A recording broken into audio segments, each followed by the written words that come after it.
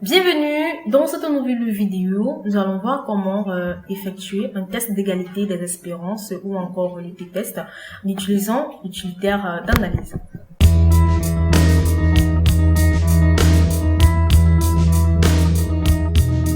Alors, dans cet exemple, je vais vous apprendre à effectuer un t-test dans Excel. Le t-test est utilisé pour tester l'hypothèse nulle selon laquelle les moyennes de deux populations sont égales. Donc, on va tout simplement utiliser dans cette vidéo cette base de données où dans la colonne A, nous avons les femmes et dans la colonne B, nous avons les femmes, c'est-à-dire tout simplement les heures d'études pour ces 6 étudiantes et les heures d'études pour ces 5 étudiants. Alors, pour effectuer un test T, nous allons tout simplement aller tout d'abord effectuer un test. Nous allons tout d'abord effectuer un test F pour déterminer si les variances des deux populations sont égales. Si ce n'est pas le cas, sous l'onglet de l'onglet données. Donc, puisque les deux variances des populations, donc comme je disais tantôt, pour effectuer un test T, on va tout d'abord effectuer un test F pour déterminer si les variances des deux populations sont égales. Alors, comme si nous revenons à la précédente vidéo, on a effectivement effectué un test F où on voyait très bien que les deux variances des populations n'étaient pas égales. Alors, comme cela n'est pas le cas, on va tout simplement aller au niveau de l'onglet données du ruban, dans le groupe analyse, on va tout simplement cliquer sur utilitaire d'analyse et là, nous avons la boîte de dialogue, une utilité d'analyse qui apparaît.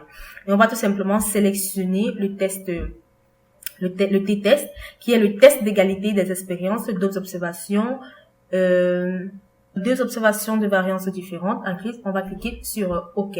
Et là, nous avons la boîte de dialogue, test d'égalité des expériences de variances, deux observations des variances différentes. Et on va entrer tout simplement les paramètres d'entrée. Pour la variable 1, on va sélectionner la plage A2 à A7. Ensuite, pour la plage d'entrée 2, ou encore la variable 2, on va sélectionner la plage A2 à B6. Et de B2 à B6, autant pour moi. Ensuite, on va tout simplement aller au niveau... Alors, ensuite, dans la zone différence entre les moyennes de l'hypothèse, on va également ici entrer 0. Et on va aller tout simplement au niveau des différences de l'intitulé. On va laisser cette case et le seuil de signification à 0,05. Au niveau de l'option de sortie, c'est la plage de sortie. Et on va tout simplement sélectionner une cellule. On va par exemple sélectionner E2.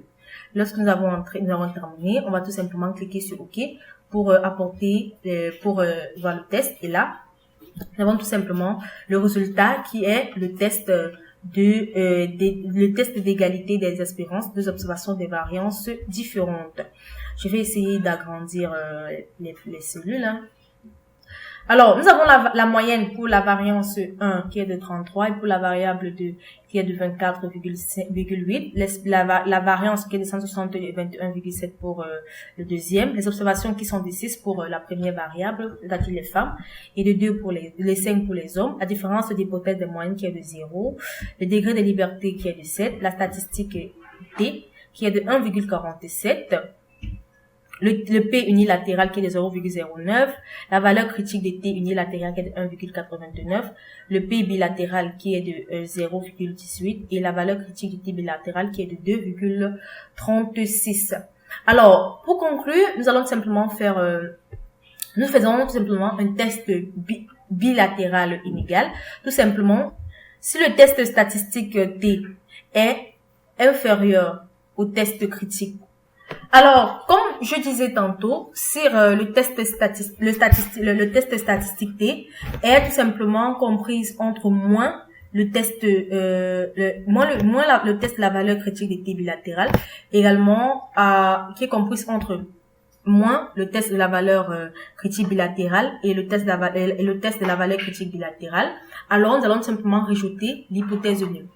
Ce n'est pas le cas ici, puisque si nous rendons tout simplement la valeur critique de T bilatérale qui est de moins 0,264.